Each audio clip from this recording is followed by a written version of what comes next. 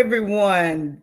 My name is Dr. Connie Green. Welcome to Wisdom Tips. I am so excited to be on this broadcast tonight, and I am excited that you're here to join us. You didn't have to be here, but you are, and I'm excited about it. Again, I'm your host, Dr. Connie Green, here on Wisdom Tips. I'm here to drop pearls of true wisdom, giving you tools that you need to live a victorious life. All right, you ready to roll? We're going to talk about a very exciting topic tonight, and I think it's very important. So you might want to share this broadcast with someone because what the topic that we're talking about tonight is so exciting and so important, and this is a topic that we all need to learn how to do so we can leave a heritage to our children. All right.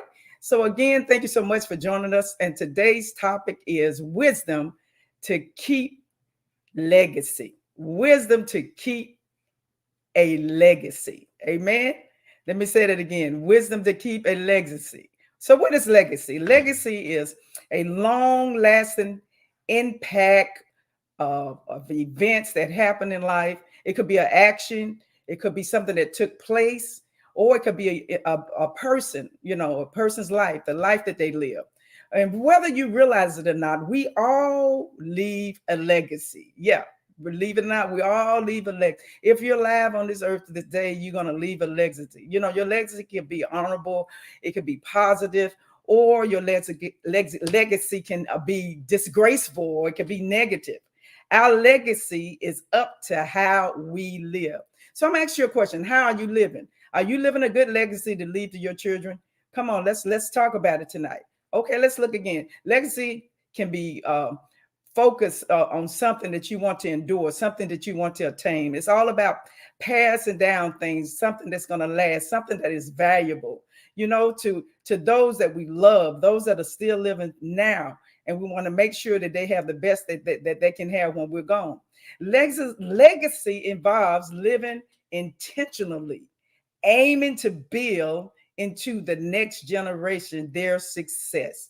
That's basically what it's all about. So we need to stop just thinking about ourselves. We need to think about the children that we're going to leave here, grandchildren we're going to leave here, and people that we love. So we want to make sure that we do the right thing so they can have some great success. So, what are some of the proper ways to leave a legacy? Number one is leaving financial security. That's a proper legacy that most people think that's the only thing that you need to leave is money. But you know what? You also can leave values that can be passed down, values that your family use, values that your grandparent use, values that your people that was down from generation to generation, left for you, and now you want to leave it to your children. Also, the most important thing though is to leave wisdom. If nothing else, you need to leave wisdom, because if you leave, like, say, money, sometimes money doesn't last. They'll spend it, before you know it, and you're going to be really surprised, because I did some research on that, and we're going to talk about that a little bit too. So even the Bible talks to us about legacy. In Proverbs 13:22, it says, "A good man leaveth inheritance to his children's children," to his children's children. Now check that out. In other words, to his grandkids. All right. "And the wealth of sinners are laid up for the just." All right. So an inheritance is not all about money, as I said before. You can leave money behind, but without wisdom, you can lose it.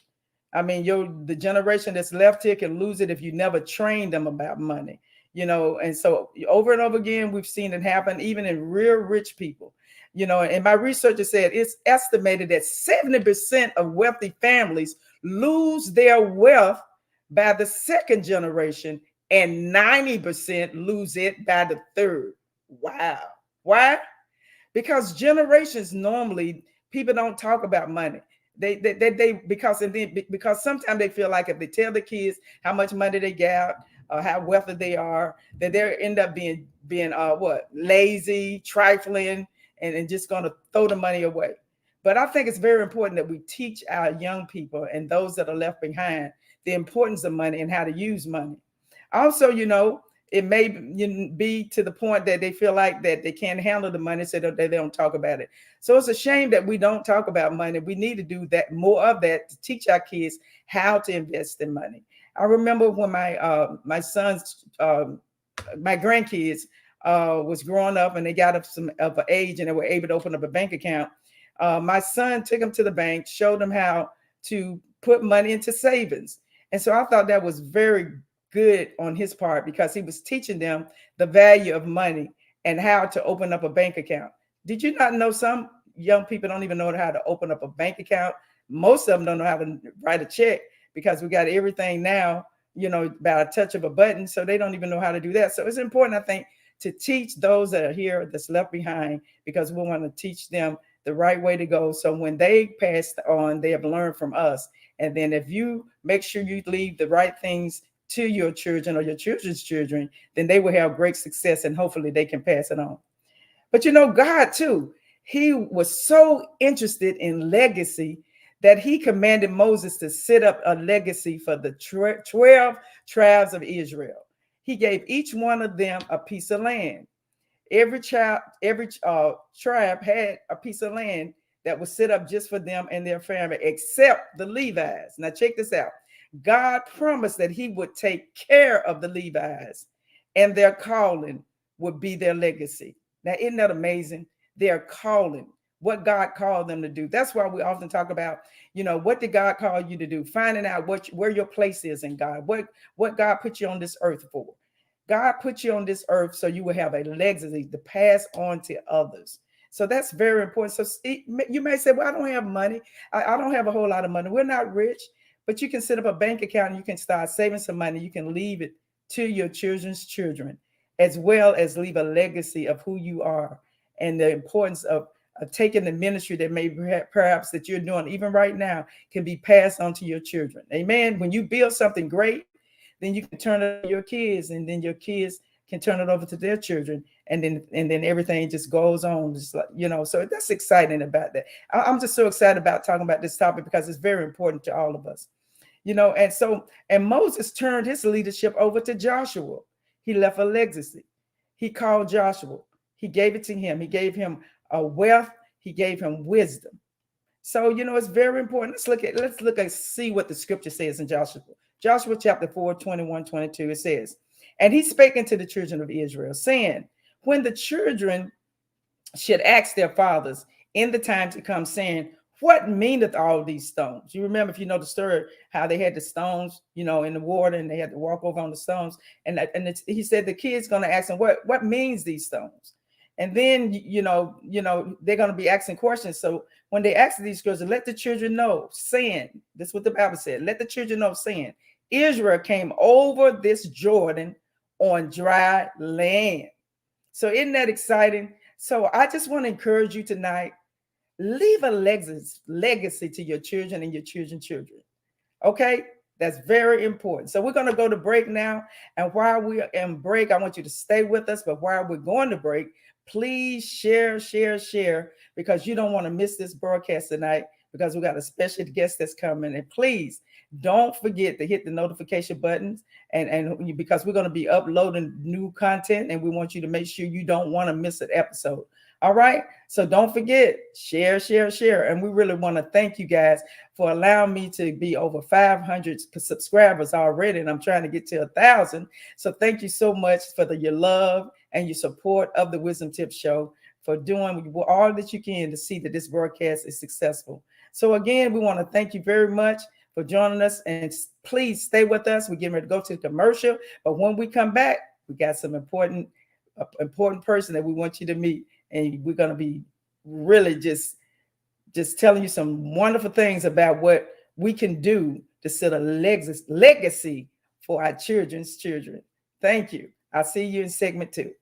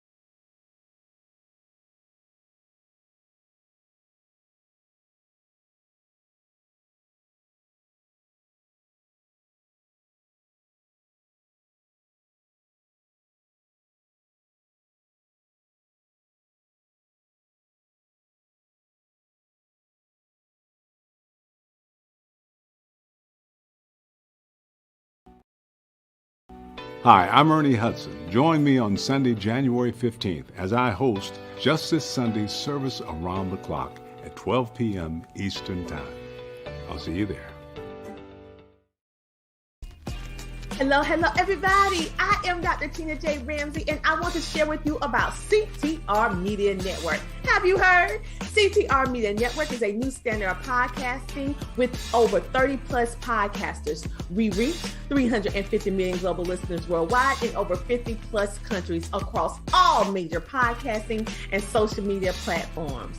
We have featured over 1,000 guests.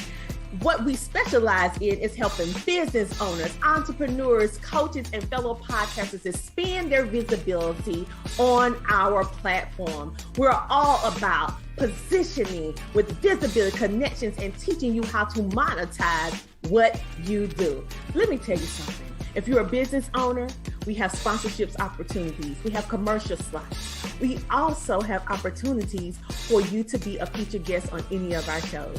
So what are you waiting for? CTR Media Network is who we are, and this is where you need to be. So go to ctrmedianetwork.com and click our store feature so that you can see which opportunity fits your life and your budget so that we can get started working with you today.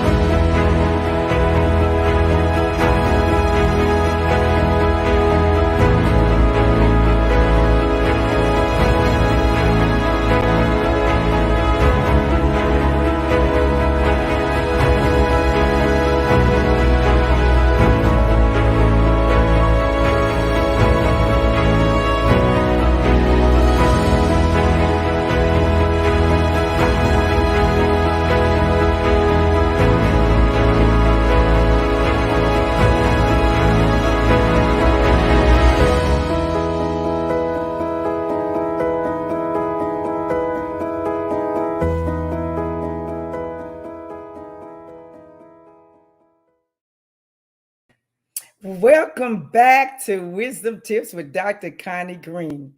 We've been talking about today wisdom to keep a legacy. Now, if you are just tuning in to us, we again have been talking about legacy, and we're so excited to have you here today. And please share, and tell more people that we're on the broadcast talking about legacy. Now, I'm so excited to introduce you to someone, a young man that I'm so excited to have today, that I've been doing all I can do to live a great legacy. He's an author, a speaker, trainer, coach, and preacher, a husband, and a father. At this time, I would like to introduce to you some and others that know him, my son, Roger Green Jr. Hey, Ma. Hey, welcome to Wisdom Tips, son. How are you tonight? What do I owe the honor of being on the world-renowned show Wisdom Tips? I'm just so grateful and honored to be here, and just excited about what you're doing with Wisdom Tips. Listen, if you all haven't shared this broadcast, you need to share it. I know I might be a little partial, but I'm telling you, this is great content, and I couldn't be more proud of what you're doing on Wisdom Tips. Well, thank you so much, son. I'm so glad that you're here tonight. I don't know how well I did on this segment, but I know you got some good stuff to tell us. What are your thoughts about legacy? You know a lot about legacy. As a matter of fact, you're working with a group of people right now trying to keep the legacy in the Black community. And so I'm so excited and so proud of you and the things that you're doing in our community. So what are some of your thoughts of the importance of us having a great legacy for our people? I guess I'm a living, breathing billboard for legacy tonight as you talk about it, because I literally would not be here without you and the strides that you've made, as well as my father have made. And I'm just honored. I think legacy is highly important, because legacy is a way for us to pass down things, as you mentioned, good or bad. But in the case of my life, it's been good. It's been legacy that I can truly say has been intentional, has been strategic, has been purposeful. Since the time of my youth, I can see now that I'm older and now that I'm a father of things that you and Dad did intentionally, whether it's financial literacy, whether it's making sure I had a proper education, not just a proper schooling, but a proper education. And so even though I went to secular schooling, you all taught me at home. And you would teach me things about Martin Luther King and Malcolm X and Fannie Lou Hamer and, Rosa Parks and, Sojourner Truth and Frederick Douglass and Benjamin Banneker. And, I can go on down the list of legacy that you kept. And that's just within our African diaspora.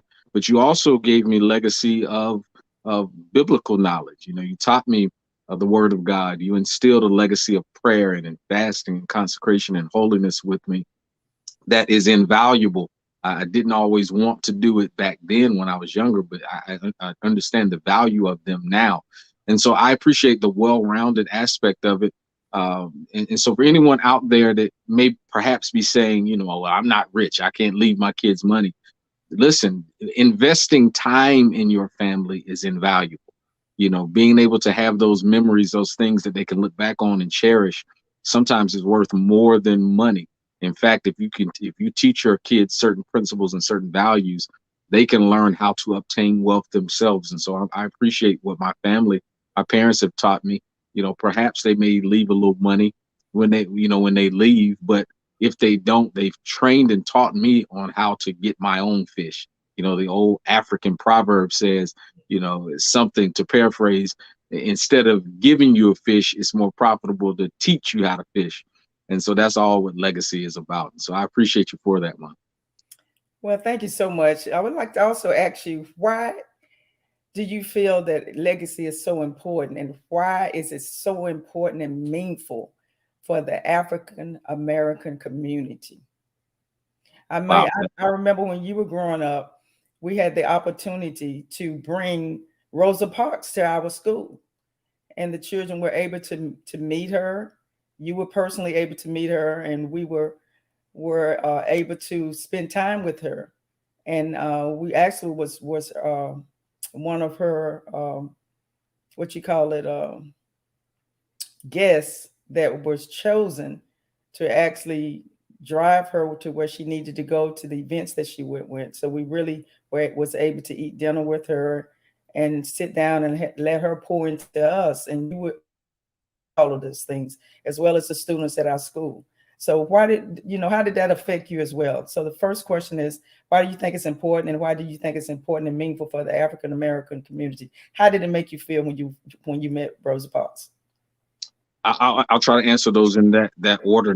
First, I was blown away when I met Rosa Parks, Miss Parks, because from someone from my age group. I know my father's age group, and I see him in the comments. He says, "Dad is watching too. Great content," and so he's in there as well. But I know within his age group and your age group, you lived throughout the civil rights movement, and so those individuals were not necessarily as larger than life as they are for possibly my generation and other generations, because we were a generation removed from that. So to think that I could possibly meet a Rosa Parks was never on my agenda growing up. It was just almost like this mythical creature, this hero that you could only think about and dream about and aspire to be like. And so when we met her, I was totally blown away. I've had the opportunity in my life to meet, a lot of heads of state, senators, congressmen, presidents, different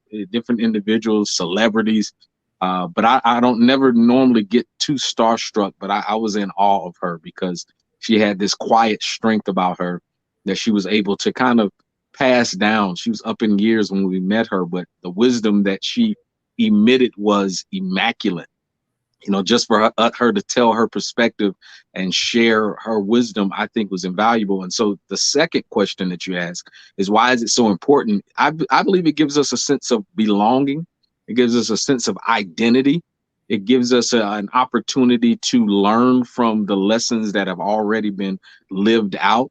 And so instead of us trying to recreate and duplicate the wheel, sometimes it's important for us to hear out those that have lived life before us. And so I think it's tremendously important within the African American community, because there is a legacy that has been written about us that isn't always true. And to quote some of the words of the late great Dr. Martin Luther King, he said, it's time to get the language right. Because there's a lot of language, a lot of things that are being said about us. He said, you know, when people say black, you know, it's synonymous with being sinister. It's synonymous with being something faulty, something, you know, not up to par. You know, when we say something white, it typically is pure. It is wholesome. And so he says it's time to get the language right. And so I think when we get that language right in our African American community, we have a sense of pride and realize that we didn't just start with the civil rights movement, but we started, you know, thousands of years ago as princes and kings and queens, and we were royalty. And I believe sometimes, for whatever it's worth, maybe, Mom, the reason why Black people tend to be excessive and gaudy, and it seems like even in our dress and in our music and everything is just always over the top, I believe it's because it's in our roots, in our DNA, in our blood. We're longing for that royalty that God created us to be. And so I don't think people realize that civilization began on the continent of Africa. And so there's not a race that's under the sun, and this ain't just to, you know, it's not a racist statement.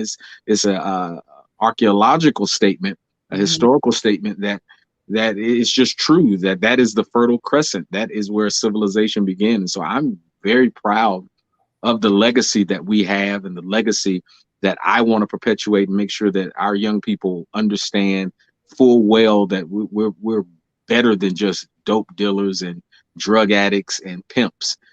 We have a rich legacy that goes and spans beyond us, and is something to be valued and cherished. Well, I'm so excited for you and what you're doing, and the organization that you're a part of. And it's my understanding that you're one of the producers, correct, of this event that's going to be coming up on Sunday, actually called Justice Sunday. Could you tell us a little bit about the Martin Luther King event that is going to be aired on Sunday, Justice Sundays, and some things that you're going to be doing to help facilitate that program? Absolutely. On January 16th, Monday, we typically celebrate MLK's birthday, and we will. It's an MLK Day of Service. But on the day before, Justice Sunday, which is January 15th, it's an annual event that we usually use to celebrate and commemorate the contributions of African Americans. And as my mom forestated, I have been blessed and honored to be a part of a governmental commission called the 400 Years of African American History Commission. And it is a federally appointed committee that is independently established by the Secretary of the Department of Interior. And this government agency, the commission's mission is to focus on honoring the resilience and the cultural contributions of African Americans for over 400 years in the United States. And so Justice Sunday, we have something called Service Around the Clock. It's going to start around 12 p.m. Eastern Standard Time. Is going to go to 12 a.m. Going into Dr. Martin Luther King's birthday. And it's going to be content from people from all over the country, some HBCUs, some well-known actors and actresses, musicians, people in academia, as well as people who are theologians and pastors as well. I'll be featured on there as well, speaking concerning civil rights movement, concerning the culture of African Americans and our contributions in this country. And so I want you to tune in to it. You'll see more information if you're following Dr. Green on her page, as well if you're following me at Roger Green Jr. or The Real Roger Green Jr. You'll find that on my social media. You'll have Ernie Hudson. Many know him from Ghostbusters and all kind of things that he played on. And so I want you to tune in, because for that 12 hours, you can sit and watch it all 12 hours, but even if you can just get 5 minutes or an hour or 2 hours just watching this broadcast, you'll find out stories that maybe you never heard about African American history. And so let's face it, and I'll turn it over to you, Mom, and I'll get out your hair. Let's face it, there's not anything that is done in this country or within this world that African American culture has not touched. If you look at culinary, our food has touched every culinary span that you could think of. You look at our music has touched every genre of music. You look at our literature, Langston Hughes and many others that you touch that. You talk politics, you talk religion. It doesn't matter what genre you talk about. The African American experience has influenced it, whether it's the clothing we wear and buy, the music we listen to, how we worship. We're mimicked often because people value our culture. They look at our culture and want to learn from it. So I want you to be proud, and I want you to help celebrate, and I want you to have a watch party. Once you find out how to stream, it's streaming on an app called Smogo TV. If you go to Amazon Fire Stick and download that, or if you go to the Apple Store or the Google Store, you can download that app and simulcast it there, or you can go to the Commission's website. That's 400 Years of African American History Commission website. It will air on there as well. And so have a watch party, take some pictures, tag us in it, using hashtag JS for Justice Sunday 2023. And let's have a good time and just celebrating each other. And that's all I got to say about that. I'm just so excited. So much can be said about it, but I just want to celebrate us as we celebrate Dr. Martin Luther King as well. Well, thank you so much, son. Thank you for joining us. That's so exciting. I'm excited about it. I know our church is going to be involved in it, and I'm just so excited about it and what you're doing. Thank you so much for tuning in to Wisdom Tips with Dr. Connie Green, son. Love you to death.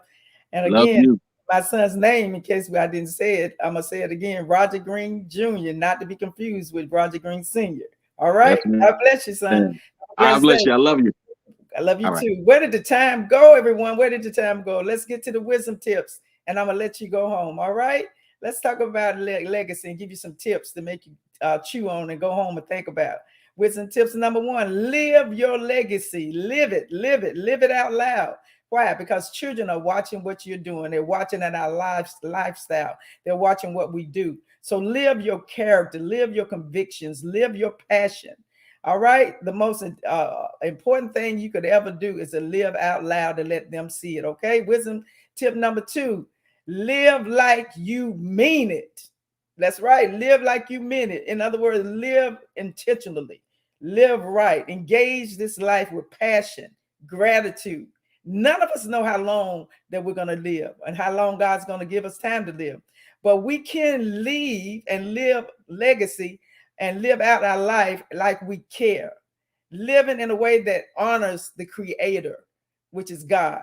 People will remember how you live more than they will remember the details of your achievements and your degrees. All right. Wisdom number 3, love your life. I can't say that enough. Love your life. Love it, love it, love it, love it. Every day you get up in the morning, love your life because you're alive, right? Even when you have nothing else to give, we still have love. Loving our lives and loving our loved ones, that, and being committed to them, it gives you enthusiasm and you get excited, and you living out your life in legacy just by how you love one another, just by how you give, just how you there and you show up for people's lives. All right. Tip number 4, create family traditions. If you think about it, we have family traditions for Christmas, Thanksgiving, Easter holidays. Why not have a family tradition that only you and your family do? Okay. All right. Family traditions will outlive you. Building lasting remembrance. I still do things that my mom and dad did, even at Christmas and Thanksgiving, or maybe I was at my grandmother's house and I picked up some things from her. And so we keep doing over and over what our relatives did because they left that legacy, right? All right. Now, tip number 5, plan your finances, save you some money. Don't leave here and die and have no insurance and have the family members trying to come up with the money to bury you. Get you some insurance. Insurance is one of the cheapest things you can get. That's like a savings account. And when you know, whatever the value is on the insurance policy, that goes to your loved ones when you die. So learn how to do those type of things. You'll be surprised the money that you leave behind that would help your family or your grandchildren propel to places that you would never even imagine. Plan your life before you die. Plan your legacy. All right. And in closing, like I always say, we ain't got no time for what? Tears or fears. All right. Why? Because what?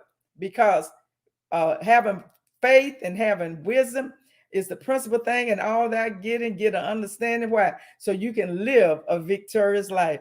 I'll see you next week on Thursday, same time, same station. Join me on Thursday night, 7:00 p.m. Eastern Standard Time. And we love you guys, and we'll see you next week. God bless you.